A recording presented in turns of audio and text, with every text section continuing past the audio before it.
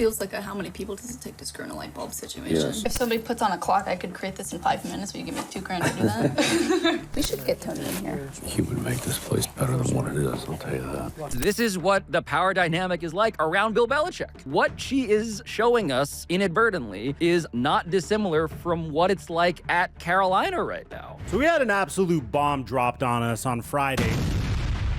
And it explains so much about what's been going on at North Carolina. Pablo Torre is an absolute menace. If you guys have been following us on my Flight Mike NBA channel, you know that this guy just potentially ruined Kawhi Leonard's life. And now Pablo Torre just released exclusive hot mic footage of Bill Belichick and his girlfriend Jordan Hudson from September of 2024. This was before he even took the UNC job, and it's absolutely wild. We're talking about Hudson micromanaging production staff, criticizing graphics people, and then getting caught on a hot mic with Belichick talking trash about the crew. I don't know, they have 4 full-time graphics people. I can't do And the kicker is this entire thing was captured on mics that were literally attached to their chests. And a whole control room at NFL Films heard it live. But here's why this matters so much right now. In our last video, we broke down how UNC is a complete disaster, how the locker room is divided, how there's no communication, how it's a toxic culture. And now we're seeing footage from before Belichick took the job that shows the exact same power dynamic that sources say is destroying the program at North Carolina right now. This isn't just drama. This is a window into how Bill Belichick actually operates, who he listens to, and why one of the greatest coaches in NFL history is currently running a college football program into the ground. Let me show you what I'm talking about, but real quick, this video is sponsored. If you took my Monday Night Football play in my last video, then congratulations on 3.5xing your money. And now PrizePicks gave us a free square to celebrate the new NBA season. Steph Curry just needs 1 point for his square to hit, and I have a play for you to take advantage of this. First, download PrizePicks and use my promo code Mikerophone to get $50 when you make a play of $5 or more when you sign up for PrizePicks. And for opening night of the NBA season, I have Steph Curry making less than 4.5 threes, Alperen Şengün getting more than 10 rebounds, and Luka getting more than 48.5 points, rebounds, and assists, which should be easy because the last time he came off of a summer where he played European basketball, he went way over this. I have additional plays on my IG page, and my Discord server has been profiting each and every single day, and you can check that out in the WAP link in the description down below. And thank you, PrizePicks, for sponsoring today's video.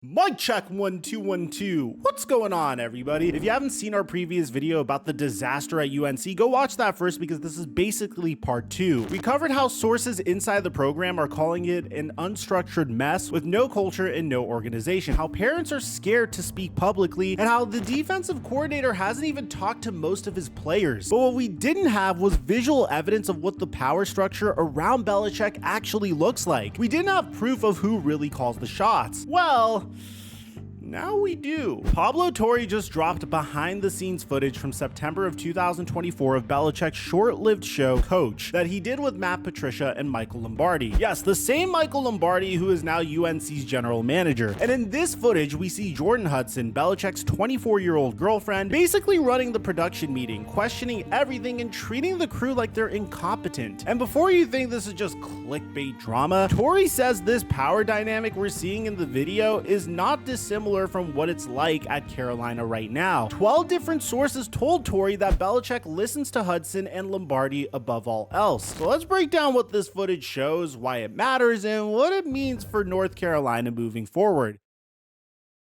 In September of 2024, Belichick is doing this show called Coach for Underdog Sports, filming at NFL Film Studio. The show was supposed to feature Belichick, Matt Patricia, and Michael Lombardi analyzing football games. It's pretty straightforward, right? Well, Jordan Hudson just shows up out of nowhere, and according to Torre, she didn't have any formal role in the production. She was just there as Belichick's girlfriend, and what happens next is absolutely crazy. Is it necessary to say keep them out of the end zone? Because I feel like that's pretty self-explanatory on defense. I don't know if there's like an additional point. Yeah, it's a 100%. 100%. I feel like that applies to all defenses. In the footage, Hudson is questioning Belichick and Matt Patricia about one of the keys to the game segments. Look, that's a fair question, but remember, she has no role in this production. She's not a producer, she's not a football analyst, she's just there and she's critiquing the content. But it gets so much better, or worse, depending on how you look at it. Hudson starts going off about about the graphics. Should that say red zone instead of end zone? Well, So you guys haven't reviewed these before this moment here? not the actual graphic itself, no. And then she says something completely bizarre. This feels like a how many people does it take to screw in a light bulb situation. Yes. Editors at NFL Films did something and then turned it around to their guys and this, that, and the other thing. It's like, Yeah, it's a lot of salary you're to pay right. for. If somebody puts on a clock, I could create this in 5 minutes. Will you give me $2,000 to do that? She's literally telling professional graphics people at NFL Films that she could do their job better in 5 minutes for $2,000. And then comes the hot mic moment that really tells you everything you need to know. We should have Tony pull the set. No kidding. You should send him one of those texts. Like, even when I'm with somebody else, I'm thinking of you. When I'm like, we should get Tony in here. You would make this place better than what it is, I'll tell you that. I don't know how they have 4 full-time graphics people. I can't do Right.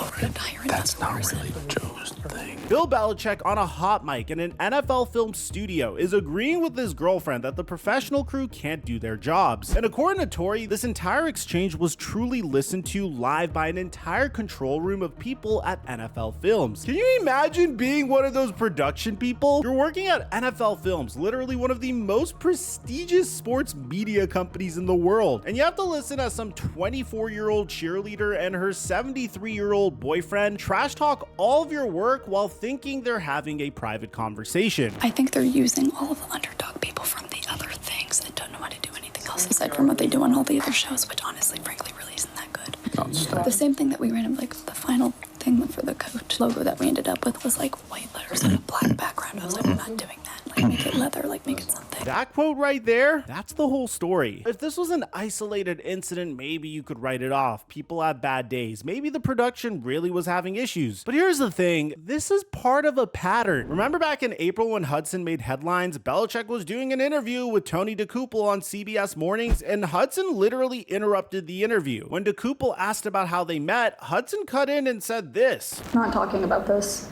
No. No. And CBS actually aired her interruption as part of the story. Think about that. You're conducting an interview with one of the most famous coaches in sports history, and his girlfriend, who's not part of the interview, just jumps in and tells you what questions you can and can't ask. And this happened on national television. HBO's Hard Knocks wanted to feature North Carolina this season. It would have been massive exposure for the program, but the show got canceled because of Hudson's antics, because of how Belichick's girlfriend was acting. That decision cost UNC $200,000. And it's not just Hard Knocks, UNC also just pulled out of a season-long docu-series with Hulu. So we've now had HBO back out and Hulu's show get canceled. That's 2 major documentary projects that could have given the program national exposure, both derailed. And Pablo Torre revealed something else incredible in this latest episode. He reported that a commercial shoot for the Coach Show had been interrupted and delayed by Hudson insisting she be part of it while wearing a yellow polka dot bikini. The commercial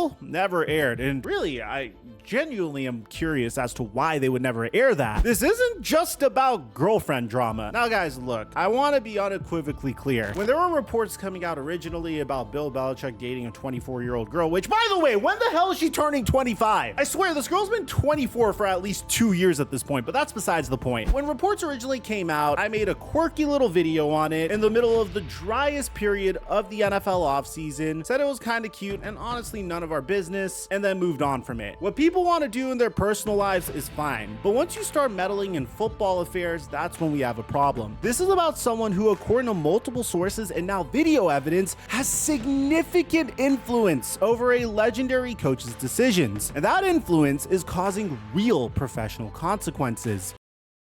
Now let's connect this back to what's happening at North Carolina, because this is where it all comes together and starts making sense. Tori revealed in this episode that 12 different sources told him that Belichick listens to Hudson and Michael Lombardi above all else. So you have these two people, his girlfriend and his GM, who apparently have more influence over Belichick than anyone else in the program. And here's where it gets really interesting. Tori also reported earlier this year that Hudson was banned from UNC facilities. UNC denied it, but in this new episode, Tori reveals who actually issued the ban. man. Two people above all else. Sitting on one of Bill Belichick's shoulders is the man who manages the business of football at North Carolina, Mike Lombardi. Oh my God, that's worse than we thought. Michael Lombardi. So you have Lombardi, the general manager, trying to ban Hudson from the facilities, and you have Belichick, who listens to both of them above all else. Can you imagine being caught between these two power centers? Tori described the situation as fraught personal dynamics around Belichick, with Lombardi and Hudson each holding enormous influence with the coach. And remember, Lombardi's getting paid $4.5 million over 3 years to be the GM. That's real money for a guy who apparently can't stand the coach's girlfriend. But here's the fascinating part. Tori says, the person who had told multiple people around the program that Jordan was no longer allowed in the building was, you guessed it,